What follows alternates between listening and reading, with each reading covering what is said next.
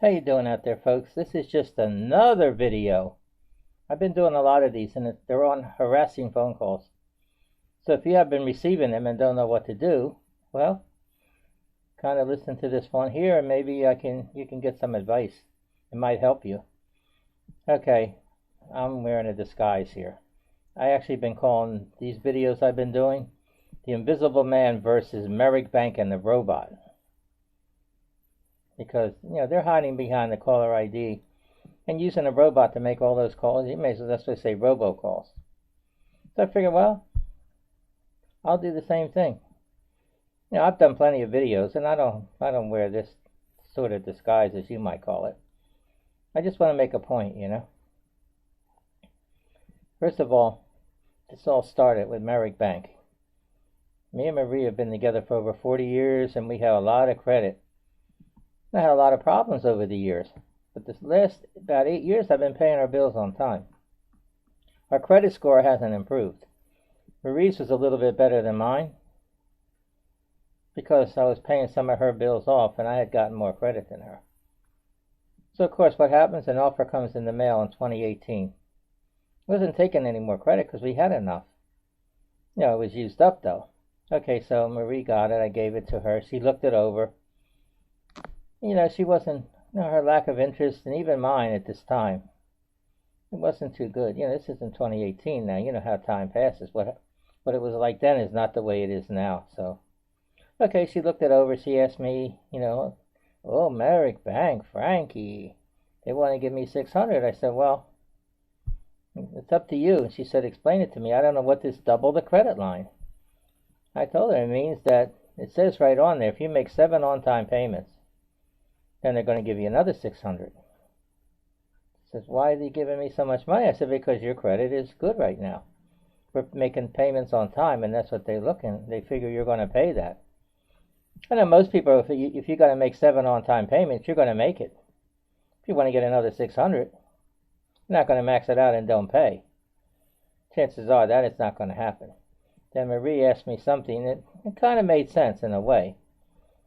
I said, Frankie, but if we make another 7 payments after that, do I get another $600?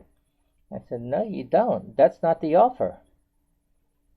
She took it on herself to say, well, they might. That's an offer they could do. They could easily do that. They could give you $400, make 7 on-time payments, give you another $400, make another 7 on-time payments, and another $400. It would still be $1,200. But look at all the payments. See, something like that would stop the calls. Because you wouldn't be late. Because you want to get the extra money, the extra credit. You want to build your credit. So in that case, that would be 3 times 7, 21 on-time payments, right? And you'd have $1,200 you would owe. Look at the money they would be making. And in that time period, I don't think too many people would be late. So that would cut down the lateness. Even if this, the one that Marie got, with the 7 on-time payments, so that you're not going to be late for at least 7 payments. And once you get the other $600, of course, we wouldn't plan on not paying. I've been paying our bills for over 8 years on time, somehow, And we combine our money, so I had enough to do it, So as time went on there, we did the application online, she signed it, and put me as an authorized user. The only thing, there was one thing that popped up on this thing. And even Marie questioned it because she didn't really know too much about it. I know more than her about it. And it said on there, well, it's a disclaimer, It said you got to get permission for us to call you on your cell phone using an auto dialer and text message you. And she says, well, what happens if I don't get permission? If you don't get permission, they're going to rescind the offer. He said, well, they're allowed to do that? I said, well, I guess they are. They're the one giving you the credit. So she said, look, I don't care about that. And so she checked it. I don't know how that, because since we're both on there, on this account. I mean, I didn't get permission, and the phones are in my name. The cell phone and landline. So, they didn't know that? I mean, I am on the account. We each have a card, and both cards look the same. They both had the same account number, expiration date, and all. And you wouldn't, if you looked at my card, you wouldn't know I'm the authorized user. If you looked at her card, you wouldn't know she's the card holder.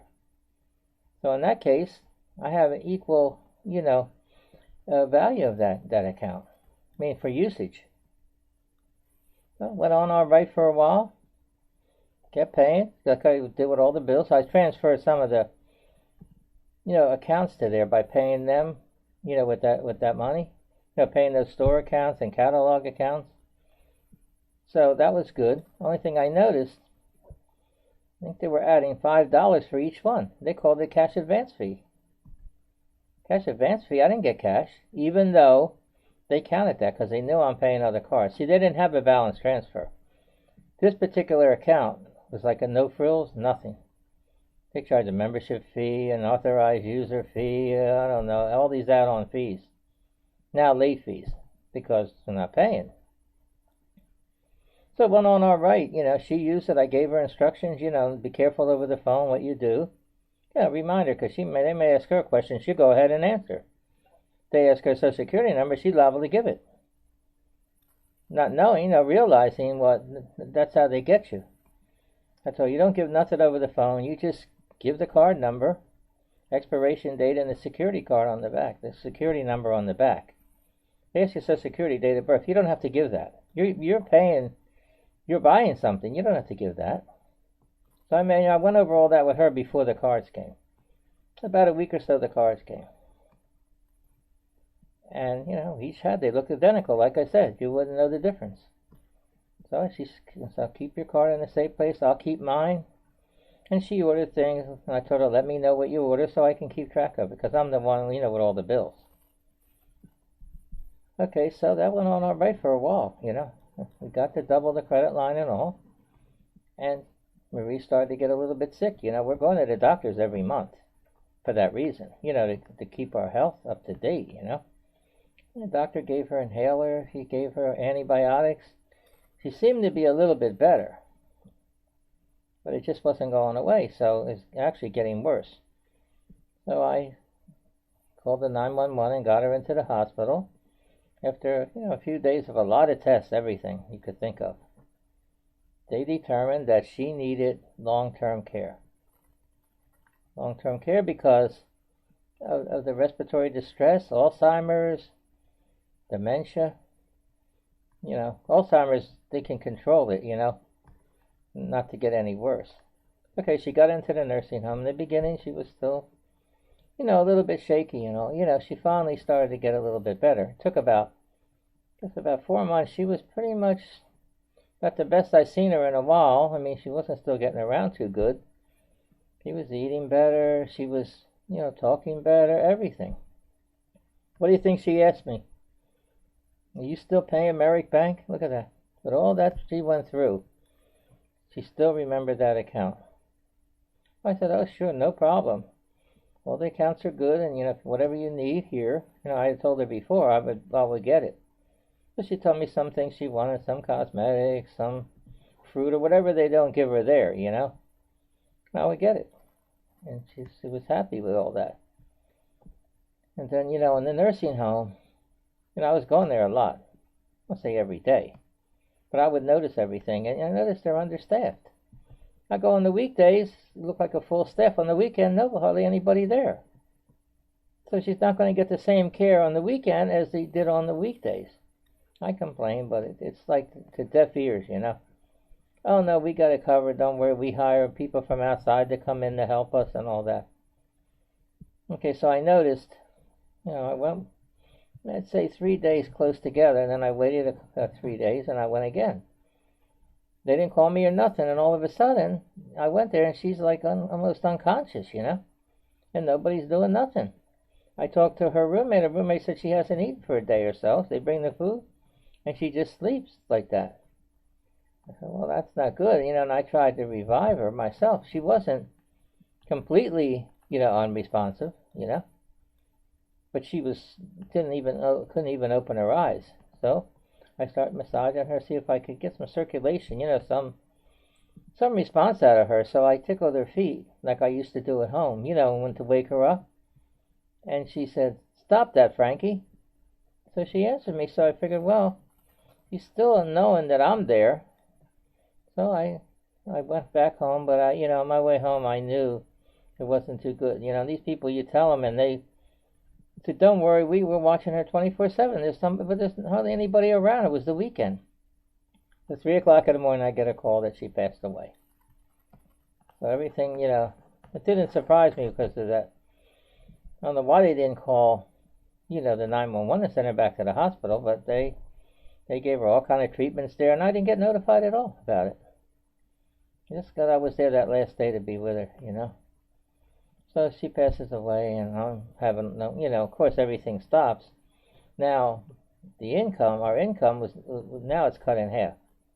So of course I can't pay the bills. So all them credit cards and all we had, I had to stop them, I just kept the Merrick bank, because I had so many that I didn't want to have that one on top of everything else. So I just happened to find this lawyer on the internet. And it says, I was looking up one of the banks, and it says if you're having problems with this bank or anything with the, harassing phone calls, let him know. So I did, and he calls me right back. I told him, he said, fine, I can help you, don't worry, just give me all the information, send it to me by email, and he sent me a contract, to sign up with him, And it says in there that you don't have to pay him for his service, and he doesn't take a percentage, if you get any money.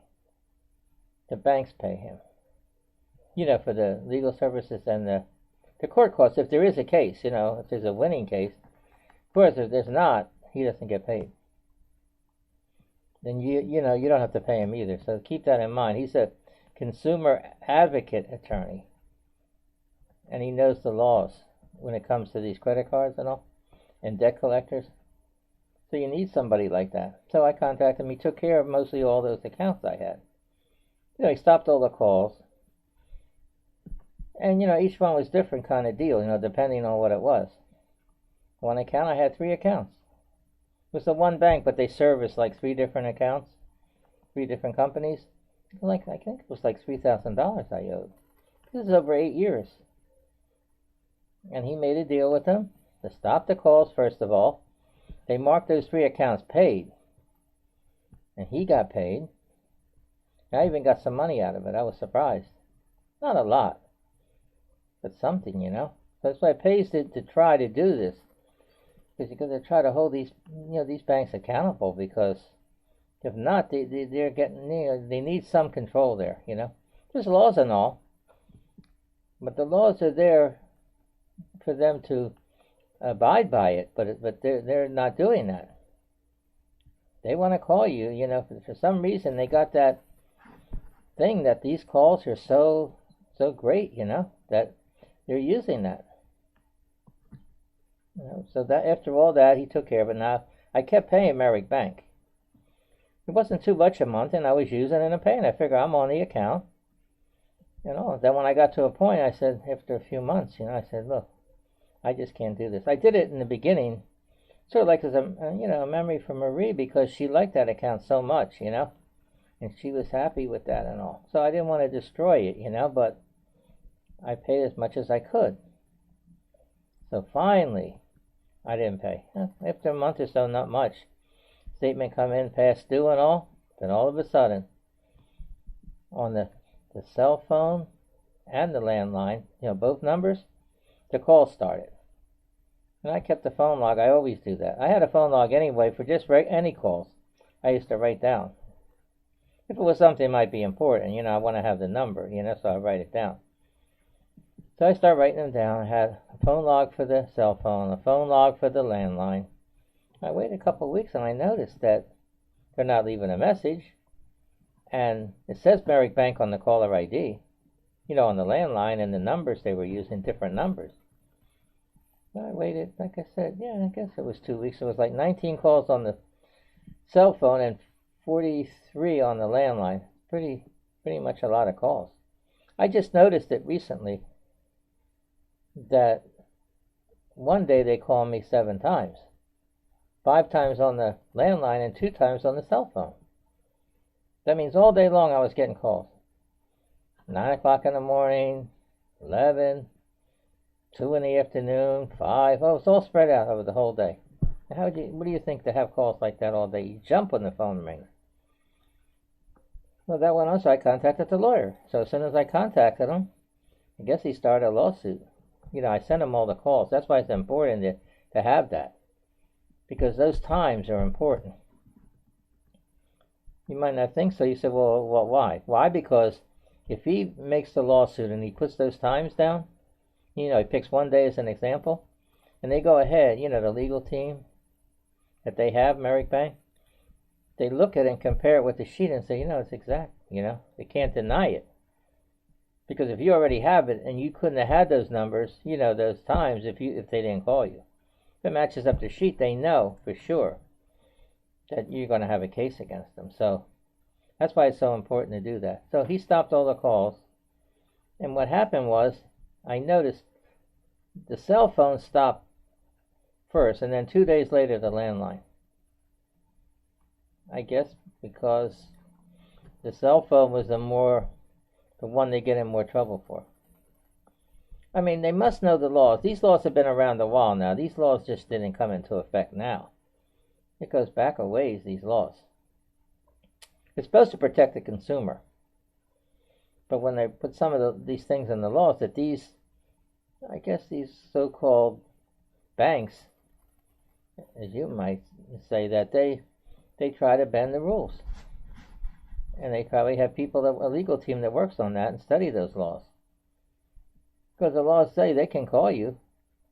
Debt collectors and creditors can call you between 8 a.m. and 9 p.m. That's supposed to be reasonable time. It is. For them, they got 13 hours to call you. You only have 11 hours. Not to get any calls. That means right when 9 o'clock comes at night, till 8 o'clock in the morning, you're going to have a break. Otherwise, no. I mean, these are harassing phone calls. I mean, it doesn't say, in all these laws and rules, it doesn't say that how many times a day they can call you. See, that's where they're using that. And then there's phone laws, and there's also all different kind of laws. And a lawyer would know all this. That's why I say it's important to get a lawyer's experience just in that. Because, a lot of lawyers don't do that. They might do bankruptcy, they may do real estate, they may do divorces, but they don't do the credit cards. That's why it's so important if you have the right lawyer. That you'd be having a case and not even realize it. These banks are getting away with it. That's why they do it. Because nothing happens to them. The only way they have to pay is if you sue them and you win. But as far as the Consumer Protection Bureau and Federal Trade Commission, I put complaints in before with them. And what do? They go back and forth. I did this by mail. I'm talking about 10 years ago. I did it by mail, not online. I wrote a letter to Consumer Protection Bureau and told them that this bank keeps on calling me, and they don't, for how many times. I put the cease and desist letter in, but I still put the complaint in. So they go ahead, I get an agent, he contacts the bank. And then he tells the bank what I said, and the bank tells him to tell me that the reason why they kept calling me because I didn't answer. I don't have to answer the phone. There's no law that says I have to answer the phone, but there is laws that they're not supposed to be harassing you by using the phone. So I went through all that, and they don't want to intervene. All he told me, then you should get a lawyer and let him, file a litigation against them then. And I think I didn't bother with it anymore.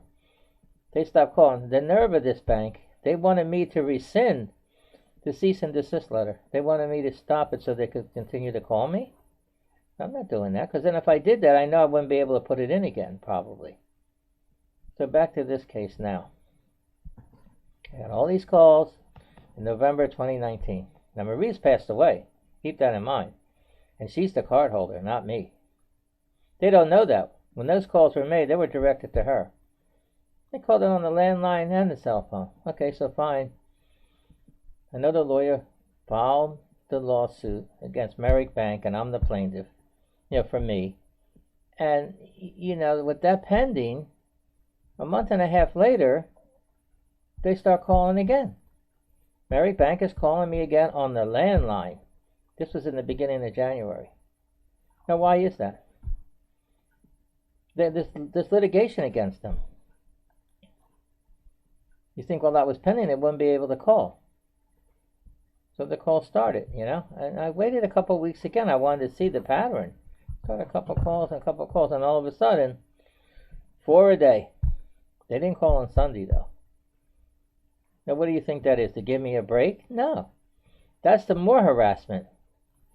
They'll call me 4 times on Saturday, like afternoon, evening. Sunday, no calls at all. To put you at ease, huh? Make you feel like to say, well, maybe they're not going to call, huh? No. Then they didn't call Monday either. They call Monday afternoon and evening. Then Tuesday, then so forth and so on. 4 calls a day. That's not harassment? They're not leaving a message. And you pick it up to want to talk to them, nobody's there, of course. It's a robot. Robocalls. So they don't want to do that. Now, of all them calls I got, let's see, over 60 calls in November 2019. I got over 80 calls in January of 2020 for about a month. I contacted the lawyer again, and he says he's going to reach out to them and see what happened. But, you have a lawyer for that. And then I contacted him again, and he said he's going to make them stop. And I actually called myself because all them numbers they were using, used like 6 different numbers. They all went to the call center, and their name is on the caller ID. See how they try to bend it? They try to do it one way, but another way they're abiding by the law, but another way they're not. Because those calls, harassing phone calls, have to be determined, what makes it harassing, because, harassment is in many forms, Nowadays you hear about it all the time in the news. People harassing people for different things, but this is these companies doing it. It's very subtle, the way they do it. It's contrived, This is not something that they said to put 1 call a day or something like that. When you get these calls like that, either really close together, or then they skip all day long, nothing. They didn't call me any earlier than 11:30 a.m. So that's like a false sense of security they give you. You owe a bill, and they're not contacting you and telling you, to pay. Because if they leave a message on there, or someone does call you, you're not supposed to be able to make contact with you for 7 days after that. And that's the reason why they don't want to do that, because they want to call every day. Because when they called me in November 2019, they called even on Sunday. See, now here they're not doing it on Sunday. See how they change? So that a computer does all this stuff. You still got to program it. A person has to do it, first to get it set the way they want it. Can you imagine how many calls a day with a bank that has over 1 million customers? There's got to be people late. I'm not the only one. In my situation, I wouldn't have been late. I've been paying all the bills for 8 years. And that was part of the bills. That was the last credit card that we both got together, because we share everything. Marie wouldn't have passed away, I would have still been paying it. But in this situation, I can't pay. I just can't do it, Back to this again. She's the card holder. I'm an authorized user. I look up some of the laws. It does say, if a person passes away and has an account, the authorized user is not responsible for it. Now, if we were married, legally married, maybe they could go after it, or we have an estate, but it's not the case. I'm not a joint card holder, I'm not a co-signer, and we're not legally married, and we don't have an estate. So there's not much to go after me for it, but I'm the one that was getting the calls, even though the calls might have been meant for her. But both phone numbers are in my name, and they're calling me about a debt that is not in my name. That's part of the lawsuit. As I know, I checked it. So that's what I'm saying. With these banks doing that, I know I'm not the only one. If anybody out there is getting these calls, well, you have to get a lawyer. But see, what happens is the way these banks are getting away with it, because then everybody has a level, an intensity, how long you're going to stand it, before you have enough with those calls. So most of the time, if you call them, the calls will stop if you make an arrangement to pay them. It's going to stop right away. They'll start up again if you can't pay. So in this case, I contacted the lawyer, and he stopped the calls. But I had called one of them numbers, and I did it right on camera, just like I'm doing now. When I called the number, another robot answers the phone. It says, this call is being recorded for quality assurance. So if I didn't want to be recorded, then I guess I just hang up. So when the next representative came on, what did I tell her? I said, lady, this call is being recorded for quality assurance. First she said she didn't agree. Then she agreed. She started asking me all the information, and I told her. I'm getting called here. I'm an authorized user for this account. I gave her the information. And the card holder is deceased. And she said, well, we didn't know that. I said, well, I have a lawsuit pending.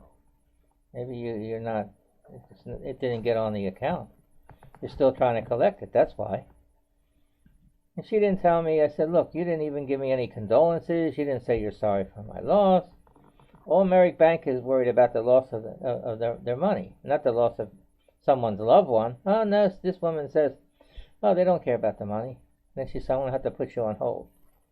Why? Because I put her on the spot, so she puts me on hold. All that funny music comes on, that they play.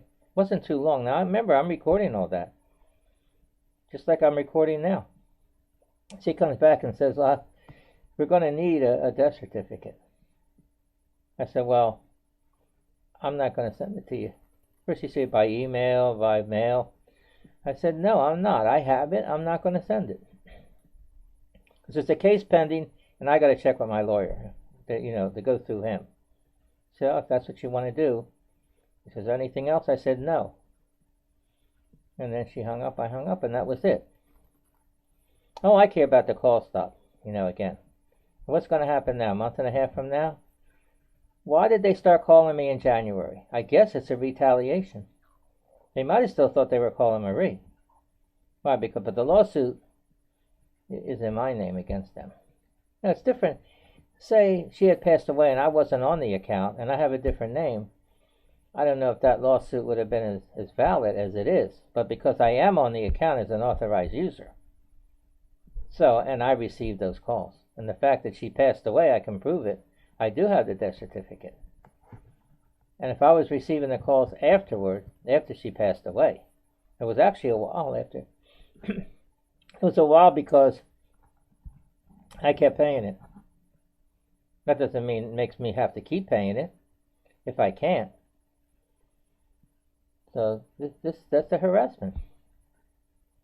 Imagine getting all those calls for the same account. I don't know if the lawyer, his discretion, He may not even bring that up about the calls in January.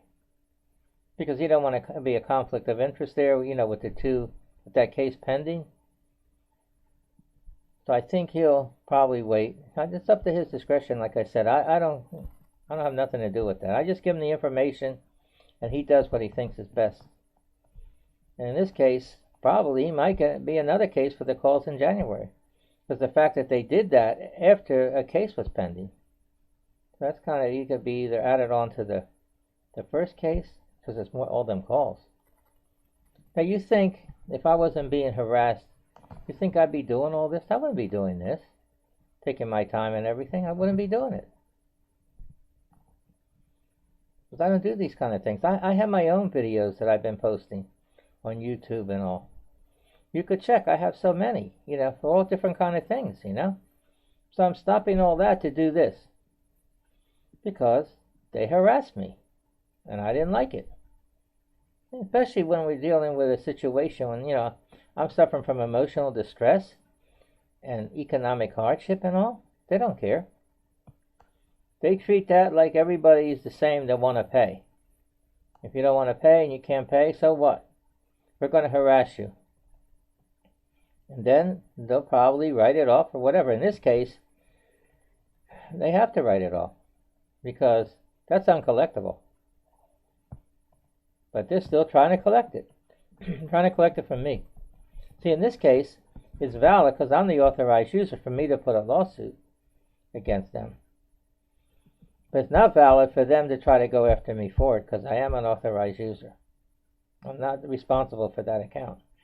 No way. If we were married, maybe, with a marriage license and all, they might try to hold me to it. In this case, no.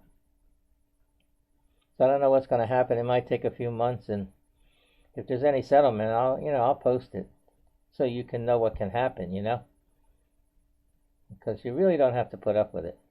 I have a good lawyer, thank goodness. I appreciate him so much that I always, I've been endorsing him for months. And I'm also, doing these, it's like a testimonial here.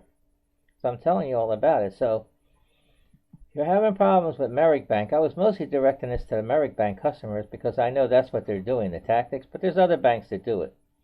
So if you're having trouble with any other bank and you need help, don't think that because they're calling you and you owe them the money that you can't do anything. Like you're going to say, oh, I can't get a lawyer because that's going to cost me more than what I owe. No, it's not the case. I have this lawyer, like I said, he's a consumer advocate attorney, plus the lawyer. So he does everything a regular lawyer would do and more. He's more caring, He's been in business a while. So I'm going to give you his name. So in case, you might want to give him a call. It's a free consultation, no obligation, nothing if he takes your case. But you should have a phone log. You're going to need information to give him. Okay, his name is Paul Mankin. Mankin, and it's a toll-free number, 800-219-3577. That's 800-219-3577. So why don't you give him a call? You got nothing to lose. He can help you if you want those calls to stop. Like in my case, he did stop it right away, but it started up again. I think it's a retaliation because I put the complaint in. I don't think they're supposed to do that either. These banks, they do everything, and I know they get cases, but they're not getting a lot of cases like this, I don't think. Because a lot of people don't know what to do, so they're getting away with it. I don't like my intelligence insulted, by calling me like that, the way they did. That's what I feel. Because I am experienced, and I've been going through this for years. They've been in business over 20 years. I'm in my 70s. I got over 50 years experience with credit cards and banking and all this stuff. I got in a lot of trouble for it. Speaking of about over 20 years, I had over 80 credit cards. All different names and all. I don't know, I guess I was going crazy with it myself. I got to a point where I couldn't stop. It was like a compulsive behavior. And I kept doing it, I was paying one credit card with the other. It was over $200,000. Until finally the Postal Service broke in our doors with guns drawn. That's how bad it was to stop it all.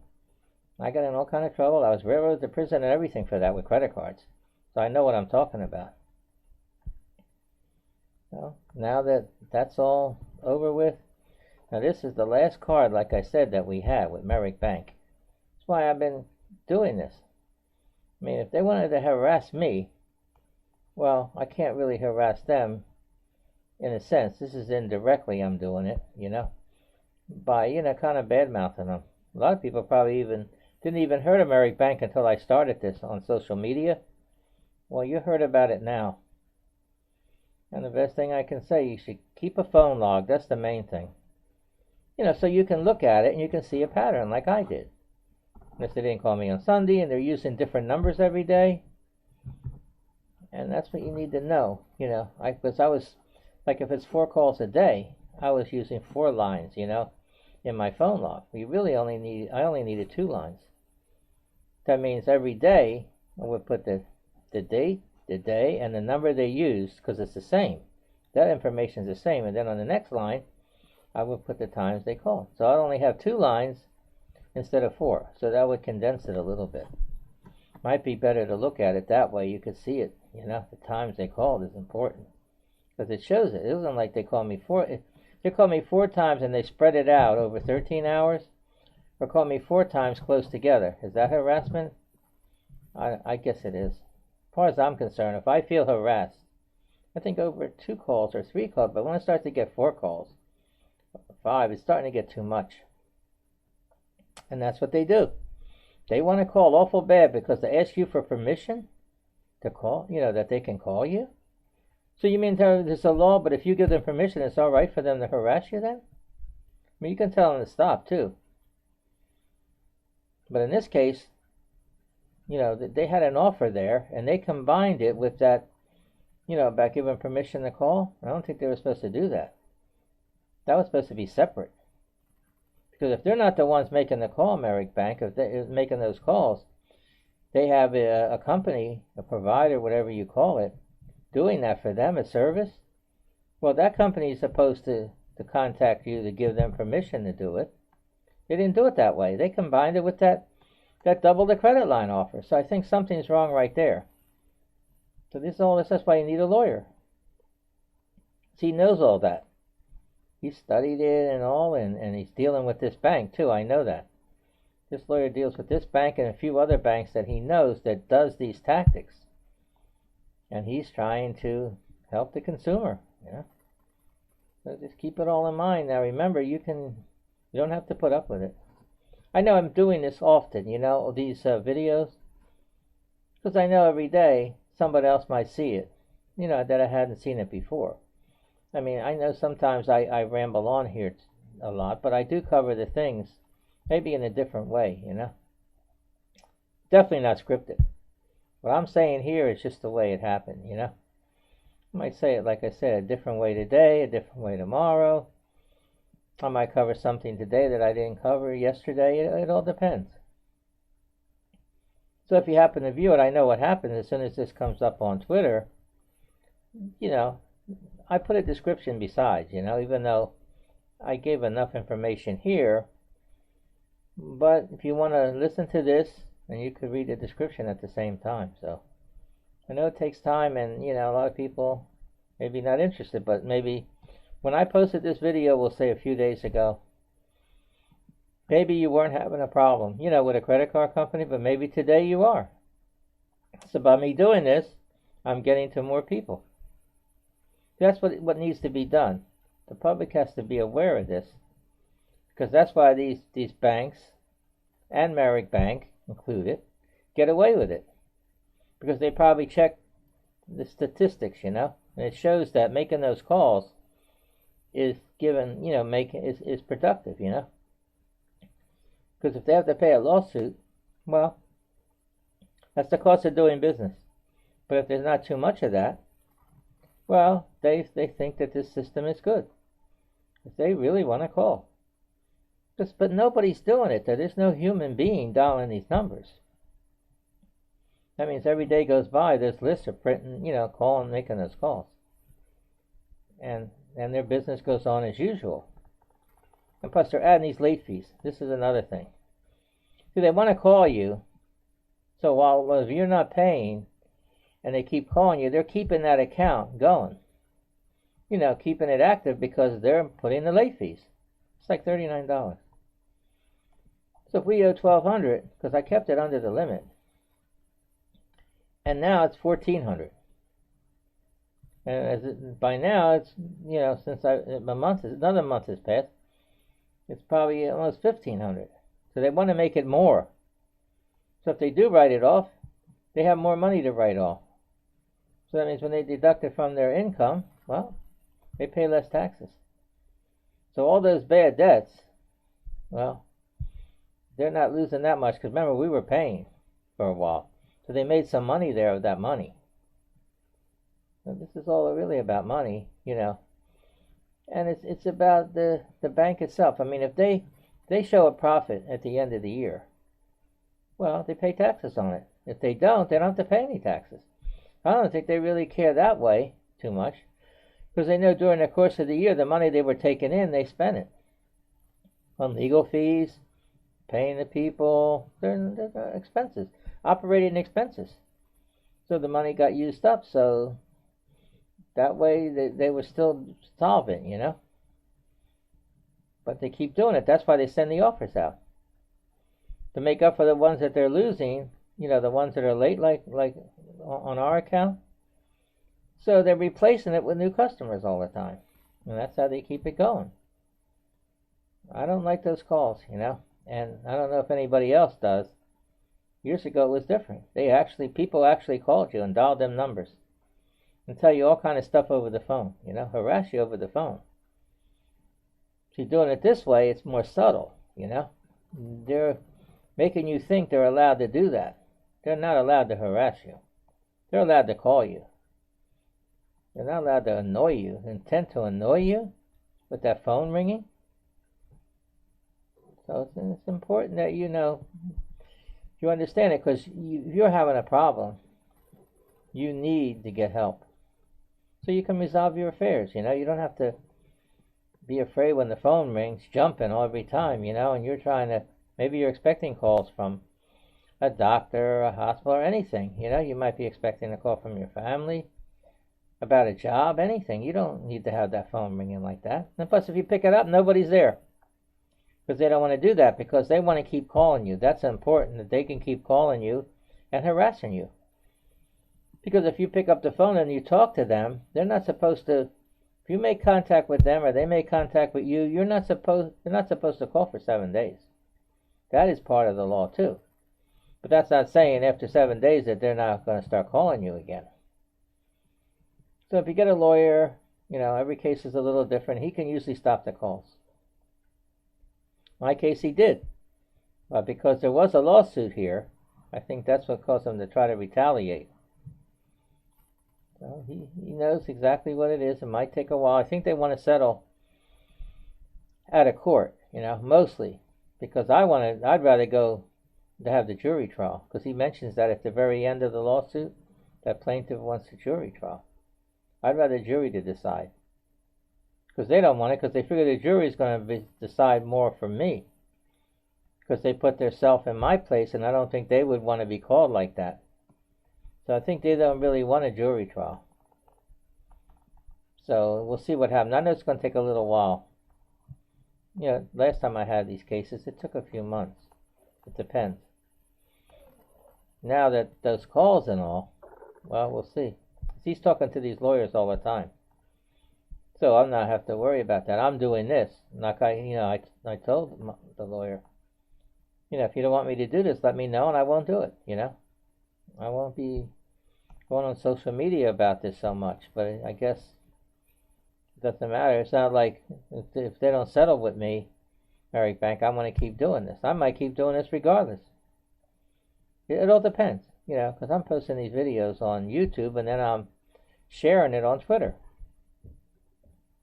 So that way I'm getting the word out, I just want to help people.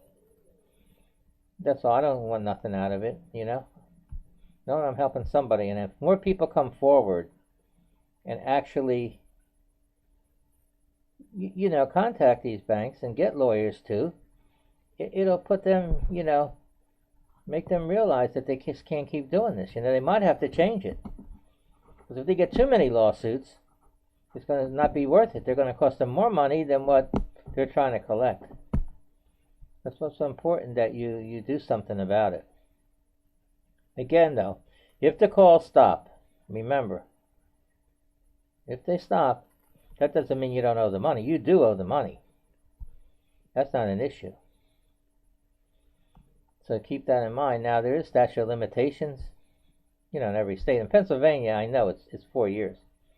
It's not 4 years from when you open the account. It's 4 years from the last payment. So if I stop paying them in November, well, in 4 years, that's going to count from then. But in this case, that account is already uncollectible. I don't have to worry. It's not in my name either. So, but in a regular, any account you have, statute of limitations, and if once from that last payment, so if it's 4 years, then it becomes legally forgiven. Nobody can collect it. So keep that in mind. But on your credit report, it's on there for 7 years. It varies, it depends on how these banks and these debt collectors report it to your credit, So keep it in mind. If you're not too old and you figure, well, I'll start all over again, let all that pass and try to build your credit again. And I'm not going to be bothered with it right now. I'm in my 70s right now, so I'll let all this be passed and and let it all be on my credit, and I'll see where I stand. Because if you get these banks like this lawyer, if you get them to market paid, it might look better on your credit report than just being late and all, and not, going to collection and all. Well, I'm not needing credit that bad right now. All I need is, of course, some money, of course, like everybody does. Because my income's been cut in half right now, I'm trying to get by with the money that I'm getting. So, I'm looking for ways to get money all the time, There's something ironic here. Because when this happened, I started looking into clinical trials. I figured, well, maybe I can qualify, at my age. I went for one for depression, and I wasn't depressed enough, so I didn't get it. But they still pay me for going, for the one day. They picked me up and brought me back, so I said, okay. I kind of thought I wasn't going to be able to get one. So finally, I did. It's like for 7 months. And I already got paid some money. And I go every month or so. I've got needles and all this blood work and all this stuff. Well, they give you, well, the one I have give a debit card. It's a MasterCard. Look at that. I'm getting a MasterCard that I can use where I want. I'm not going to be getting harassing phone calls about it. I don't have to worry about paying it every month. It's money I earned. But it's on a credit card. That's what seems kind of ironic, with this situation, that I'm getting it. Even though I'm not going to get credit cards anymore, I'm getting one. It can be used as a MasterCard or a debit card. Put a couple hundred on here, a couple hundred through the whole course of the study, The whole thing with this clinical trial, I'm getting picked up and brought back because it's kind of far from where I live. But I have something at least, It's like a little job in a way. I know I'm a lab rat or guinea pig, but I'm able to do it right now, so I'll do it, That's why the phone, they're calling me for that, Because I have a lot of different ones in. One I went to, I was too healthy. I didn't get it, even after all the tests and all. But this one I did, so. They gave me a smartphone, too. I keep a diary every day. Then I'm going to go for the scheduled visits. I get paid $100, and they put it on the debit card or credit card, whatever you want to call it, and fine. There's no fees. There's no nothing. Because if I wanted to get cash, I can just go to a store where they give cash back. Buy something and get cash back, and it won't even cost me. It's good. I like having that card, and I can use it. Even where I'm living at, they take credit. So I can put it towards the rent and all. So it's a big help. I wish I could, was getting paid a little more, but at least I have that going on now while I'm waiting for this, settlement for this case, whatever it's going to be, Now, my concern right now is to keep everybody informed about these calls. It's harassing calls. This is what this is all about. Out of all the things I mentioned here, harassing calls. You might think, well, it's hard to prove. Not necessarily. Because do you think that 4 calls a day is too much? If you don't feel harassed, but I do, and I went through it for years. I'm annoyed. I'm so annoyed. You see what happened. I'm doing this, posting these videos all the time now. That's how annoyed I am. That proves it right there. So I wouldn't have been doing it, like I said. I wouldn't be doing this. This is not fun for me to do. I'm rehashing this thing all the time. But I know every time I post it, I'm getting to different people all the time. So that's my concern. But again, the lawyer I have, he's very good. I know for sure. He's helped me, and he's still helping me. He can help you too. If you're having any problems with these companies, if we're using these unethical tactics, and he's aware of all that. That's what he does. He wants to help the consumer. Remember, he doesn't get paid if there's no case. He just doesn't get it. So any time he's put in, well, he didn't get paid for that. That's all. So he's trying to work hard for you. Remember that. Okay, so I'll give you his name again. It's Paul Mankin, Mankin, and his number is toll free, 800-219-3577. That's 800-219-3577. Well, give him a call. There's nothing to lose. There's no obligation or anything. And I hope that he can help you. I think I'm going to pretty much sign off for now. And I hope you enjoyed this video. And I'm going to keep, if anything happens, I'm going to keep updating all the time here. So have a great day.